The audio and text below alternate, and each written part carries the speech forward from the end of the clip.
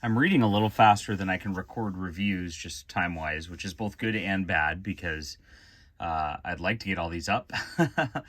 It means I have a lot of content waiting in the pipeline, but I'd also like to kind of be on top of what I'm reading so that I can discuss it a little better, rather than post these a few weeks later. But this Parker, the Martini edition, Last Call. So we have already done the Parker Martini edition, which is the first two stories by Darwin Cook, his adaptations of these awesome crime novels in these really arty form that's like, Alex Toth combined with modern indie comics. It's really cool stuff. And so I read that, the original one, and picked this up almost immediately. This one's a lot easier and readily available than the original, and so you can get this pretty cheaply, which is great. And it comes in a nice little slipcase, just like this, and it, like the other volume, has an awesome leather-bound look to it, just fancy, and here it is. So unfortunately, Darwin Cook passed away. We won't be getting any more of these Parker books, but like the first one, we get lots of extra art, bonus art. Look at the work here, just beautiful stuff. Introductions, and more. So this first one starts with the score, and they actually are breaking into this mining town that's situated inside of a sort of rock formation area where they mine copper. So there's only one way in and out of there. Parker doesn't like that, but they still plan the heist anyway. And we meet actually Grofield, who's a character who shows up in the next couple stories also, and a team now. So now Parker's actually getting together with these teams to do heists, very Ocean's 11 sort of work here. You see how minimalistic all of this is. It's very cartoonish. The lines are very just almost impressionistically done. The entire thing's done in black, white, and then one color, just depending on the story. Lots of use of shadow, as you can see. Beautiful stuff all the way around. And the way that some of the prose gets adapted right into these types of scenes also is just super cool. Pacing's amazing. I mean, honestly, I can't gush about these stories enough. I could read these over and over again. I really enjoyed these so much. It is hard crime fiction, so there's a lot of guns, there's a lot of swearing, and there's some sexy parts too.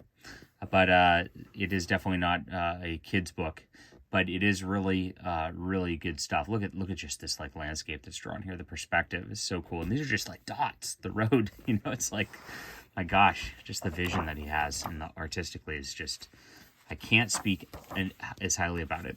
So this one is a pretty straightforward heist. There's a little hiccup at the end that one of the guys wanted revenge on this city, and so he eventually tries to blow up the whole town rather than just get some money. He's kind of crazy, and they're like, dang it, and they sneak out of there, and Parker kind of goes off afterwards. Now, Grofield ends up having a problem where he gets a little girlfriend in here, and Parker goes off with one of the girls from that was the crazy man's girlfriend at the beginning.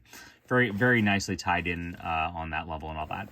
Slayground is look at this landscape. Oh my gosh, so good. Double page spread, beautiful stuff. Just like this is so creative all the way around. Parker's got a heist going on. He ends up jumping the fence into a theme park, which is closed in the middle of winter. And the whole town starts coming after him. Look, you got this whole map of the theme parks. You can really kind of lay things out.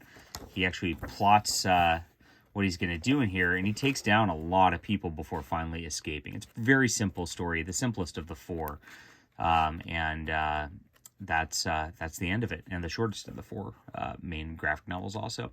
Now, there is an Ed Brubaker, Sean Phillips follow-up, Tomorrow, and Tomorrow, which is a Grofield story. And you can see they kind of emulate the style a little bit. Sean Phillips is a little different. I love Sean Phillips' art, too. So, I mean, part of the reason I bought this was just because that got on my radar, because Sean Phillips and Ed Brubaker were doing this. This takes place in the 80s, and it's Grofield remembering their time together. So it's an interesting, sort of coda. And the reason it kind of works as a coda is they've got this whole, they're remembering Darwin Cook and what he was doing with this. And of course, Grofield's remembering Parker and what was going on with this. So it's it's kind of a tearjerker, Interesting way of doing things here. Cute story, but it is kind of a flashback, so it's not as gripping as the other stuff. It's definitely an homage, and you got to read it like that. So, big interview in the back, which of course the first volume had also. We get to learn a little bit about the process and Darwin Cook and all that. And I guess Darwin Cook was doing illustrated versions of these novels too, which you see, you get all these cool art pictures by him in the back, which are done in a different style. And then he was going to do another one, but he unfortunately passed away, so we just have the sketches of that. So then there's some process art of what he was doing over the course of this, and that's the whole book. Now, this is not as good as the first volume. The first volume, the stories he picked that he did are a lot more personal. Like, you get the origin story, really, of Parker. You get a little bit more going on with a revenge story, whereas these are very straightforward heists. So there's not as compelling a character moments in here, I'd say, as there are in the first couple volumes. But it's still just great work. 9 out of 10. Highly recommend reading some of the best crime fiction I've ever read. Just great stuff. All right. Leave a comment down below. Hit that like and subscribe button, and we'll be back soon.